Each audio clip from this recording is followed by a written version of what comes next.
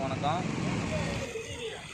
மதுரை மாவட்ட மனித உரிமை துறை தலைவர் பிரேம்குமார் பேசுகிறேன். இன்றைக்கி பார்த்திங்கன்னா சைக்கிள் எடுத்துகிட்டு விவசாயம் காப்போம் அப்படின்ற ஒரு விழிப்புணர்வுக்காக மதுரை ஃபுல்லாக ஒரு ரவுண்ட் அடித்தாச்சு. எதுக்கு இதெல்லாம் பண்ணுறீங்க தலைவரே அப்படின்னு கேட்கும் பொழுது, இன்றைக்கி பார்த்திங்கன்னா ஸ்கூல் திறக்கலை, தொழிற்சாலைகள்லாம் மூடி கிடக்கு, விவசாயிகளுக்கு விலைவாசிகள் அவங்களால நிர்ணயம் பண்ண முடியாத ஒரு அரசு நெருங்கிக்குது. அப்படி ஒரு சூழ்நிலையில் இன்றைக்கி வேல் யாத்திரைன்னு ஒரு குரூப் கிளம்பிடுச்சு பிஜேபி. ஸோ இதெல்லாம் மக்களை ஏமாற்றக்கூடிய ஒரு வித்தையாக தான் இருக்கே தவிர, மக்களுடைய நலங்கருதி இந்த விஷயத்தை திசை திருப்புறதுக்காக இப்படி ஒரு ஆப்ஷன் போயிட்டுருக்காங்க, பண்ணிக்கிட்டு இருக்காங்க.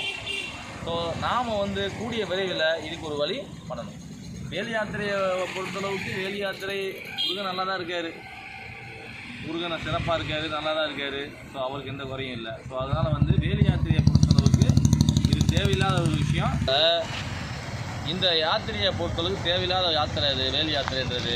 நம்ம எல்லாம் சேர்ந்து காங்கிரஸை பொறுத்தளவுக்கு விவசாயம் காப்போம் அப்படின்றதுல கண்ணு நெருக்கமாக இருந்து சிறப்பாக செயல்பட்டு ஒத்துமையாக செயல்பட்டு இந்த தடவை ஆட்சி அமைக்கணுன்றது மனித உரிமை துறை சார்பாக, மனித உரிமை மதுரை மாவட்ட மனித உரிமை துறை சார்பாக பிரேம்குமார் சொல்கிறேன்.